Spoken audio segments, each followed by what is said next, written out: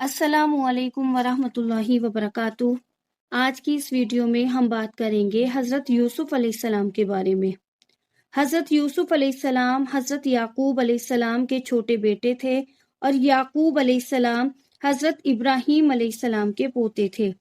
اس طرح حضرت یوسف علیہ السلام حضرت ابراہیم علیہ السلام کے پڑپوتے ہوئے۔ حضرت یعقوب علیہ السلام کے 12 بیٹے تھے اور حضرت یوسف علیہ السلام سب سے چھوٹے تھے، بہت ہی خوبصورت تھے۔ ان کے والد ان کو بہت چاہتے تھے۔ حضرت یوسف علیہ السلام نے ایک مرتبہ خواب میں دیکھا کہ 11 ستارے اور چاند مجھے سجدہ کر رہے ہیں۔ انہوں نے یہ خواب جا کر اپنے والد کو بتایا۔ باپ نے حضرت یوسف علیہ السلام کو منع کیا کہ وہ یہ خواب اپنے سوتیلے بھائیوں کو نہ بتائیں۔ حضرت یوسف علیہ السلام کے 11 بھائی تھے، جن میں سے ایک یامین جو ان کا سگا بھائی تھا اور باقی ان کے سوتیلے بھائی تھے۔ سوتیلے بھائی ان سے بہت حسد کرتے تھے، جبکہ یامین ان سے حسد نہیں کرتا تھا۔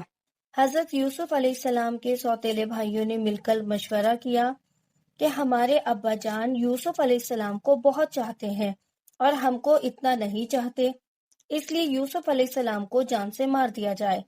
لیکن ان میں سے ایک نے کہا کہ جان سے مت مارو، بلکہ یوسف کو ایسے کنویں میں پھینک دو جس میں پانی نہ ہو۔ سب نے مل کر یہ بات طے کر لی۔ یہ سب بھائی اپنے والد کے پاس آئے اور کہا کہ آپ یوسف علیہ السلام کو ہمارے ساتھ کھیلنے کے لیے بھیج دیجئے۔ ان کے باپ حضرت یعقوب علیہ السلام نے کہا کہ مجھے ڈر ہے کہ کہیں تم کھیل میں لگ جاؤ اور کوئی بھیڑیا جنگل میں سے اس کو آ کر کھا جائے۔ بھائیوں نے کہا کہ ہم ایک طاقتور جماعت ہے، ایسا کیسے ہو سکتا ہے؟ آخرکار ضد کرنے پر باپ نے حضرت یوسف علیہ السلام کو ان کے بھائیوں کے ساتھ بھیج دیا۔ بھائیوں نے ان کو ساتھ لے جا کر ایک اندھیرے کنویں میں پھینک دیا اور رات کو روتے ہوئے گھر واپس آئے اور کہا کہ اے ابا جان، ہم آپس میں دوڑ لگا رہے تھے اور یوسف ہمارے سامان کے پاس بیٹھا تھا کہ ایک بھیڑیا آیا اور اس کو کھا گیا۔ ثبوت کے لیے انہوں نے ایک کتا خون لگا کر باپ کو دکھایا۔ بوڑھا باپ کرتا بھی کیا، صبر کیا اور خاموش ہو گئے، لیکن بیٹے کی جدائی میں روتے رہے۔ جس کنویں میں حضرت یوسف علیہ السلام کو پھینکا تھا، اس کے قریب ہی ایک قافلہ آیا اور انہوں نے پانی نکالنے کے لیے ڈول کنویں میں ڈالا۔ دیکھا کہ ایک خوبصورت لڑکا کنویں میں ہے، ان کو باہر نکال لیا، اور جب قافلہ مصر پہنچا تو وہاں پر مصر کے بادشاہ نے ان قافلے والوں کو تھوڑی قیمت دے کر خرید لیا اور اپنی بیوی زلیخا سے کہا کہ اس کو پالو، ہو سکتا ہے کہ ہم اس کو اپنا بیٹا بنا لیں۔ حضرت یوسف علیہ السلام اب جوان ہو گئے، ان کی خوبصورتی، وجاہت و عقل مندی اور بھی زیادہ بڑھ گئی۔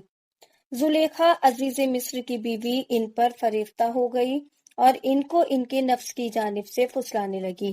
ایک روز اس نے کمرے کے سارے دروازے بند کر دیے اور حضرت یوسف علیہ السلام نے جب یہ حالت دیکھی تو خدا سے پناہ مانگی اور دروازے کی طرف بھاگے۔ زلیخا نے پیچھے سے آپ کی قمیض پکڑی، جس سے ان کی قمیض پھٹ گئی۔ اس وقت عزیز مصر یعنی زلیخا کا شوہر بھی دروازے پر آ گیا۔ زلیخا نے الٹا الزام حضرت یوسف علیہ السلام پر ہی لگا دیا اور اپنے خاوند سے کہا کہ یہ شخص تیری بیوی کی بے آبروئی کرنا چاہتا تھا، جس کی سزا اس کو ملنی چاہیے۔ حضرت یوسف علیہ السلام نے کہا میں تو بے گناہ ہوں، بلکہ یہ عورت مجھے پھسلانے کی کوشش کر رہی تھی، مگر خدا نے مجھ کو اس سے بچا لیا۔ آخرکار یہ معاملہ قاضی کے پاس پیش ہوا۔ قاضی صاحب نے حضرت یوسف علیہ السلام سے صفائی کے لیے گواہ طلب کیا تو حضرت یوسف علیہ السلام نے عزیز مصر کے خاندان کے ایک معصوم اور ننھے بچے کی طرف اشارہ کیا کہ یہ اس وقت وہاں موجود تھا، یہ سچی گواہی دے گا۔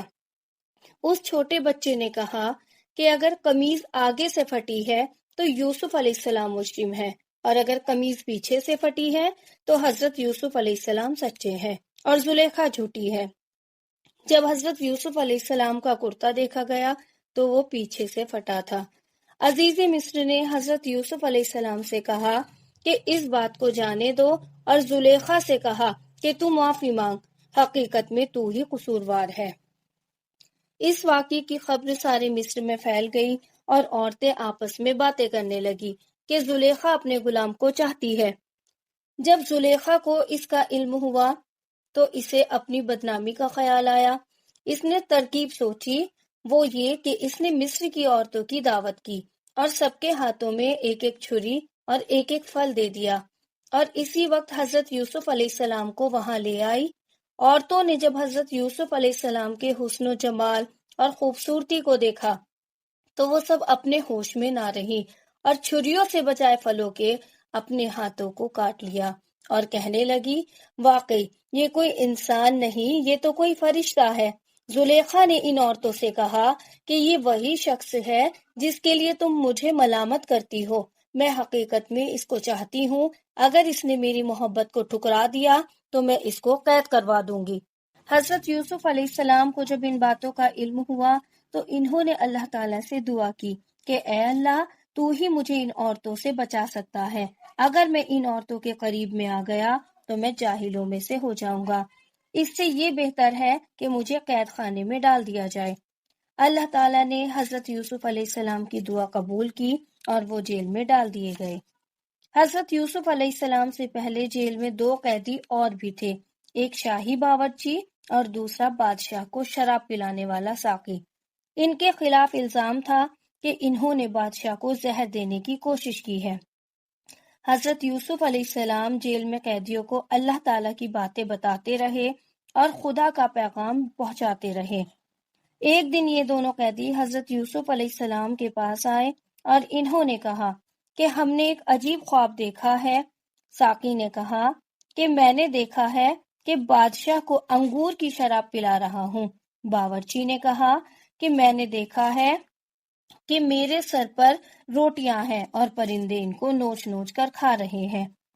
یہ خواب بیان کرنے کے بعد انہوں نے حضرت یوسف علیہ السلام سے اس کی تعبیر پوچھی تو حضرت یوسف علیہ السلام نے انہیں بتایا کہ ساقی، تو جیل سے چھوٹ جائے گا اور پھر بادشاہ کی ملازمت میں جا کر اس کو شراب پلائے گا، اور باورچی کو سولی پر چڑھا دیا جائے گا اور اس کی لاش کو جانور کھائیں گے۔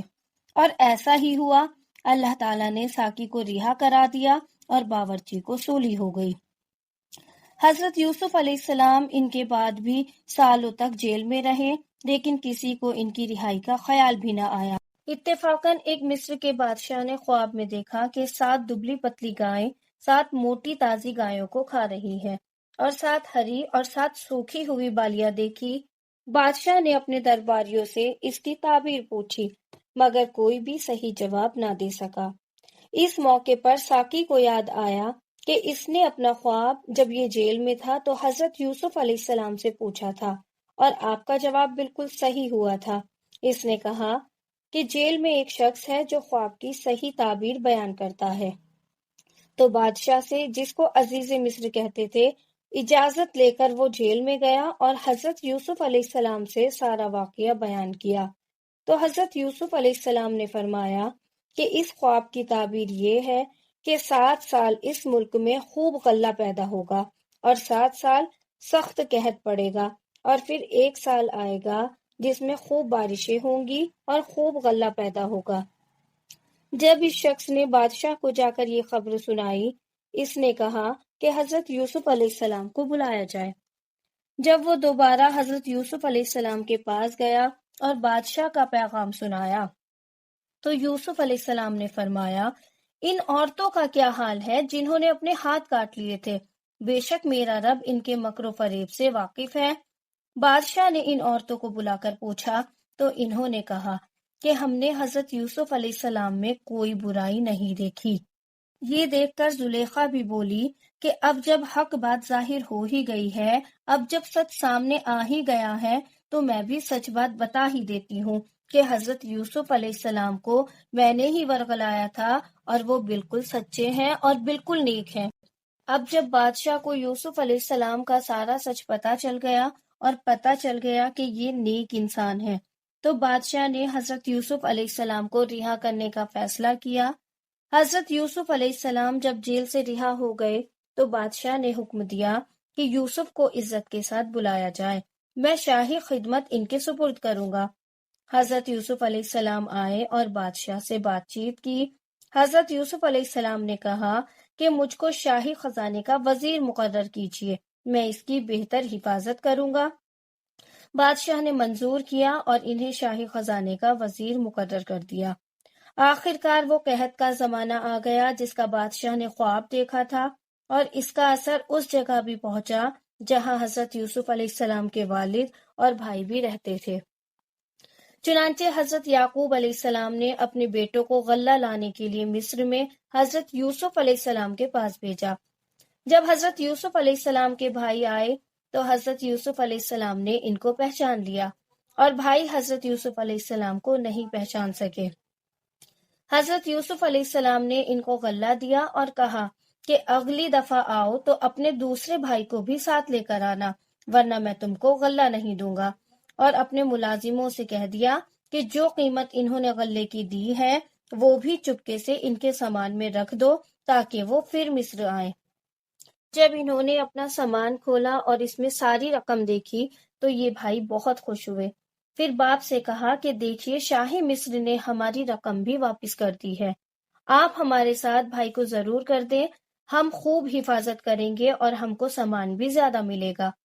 حضرت یعقوب علیہ السلام نے کہا کہ جب تک تم اللہ کا عہد مجھ کو نہ دو گے اس کی حفاظت کرنے کا اور اس کو سب کے ساتھ رکھو گے، اس وقت تک میں اس کو تمہارے ساتھ نہیں بھیجوں گا۔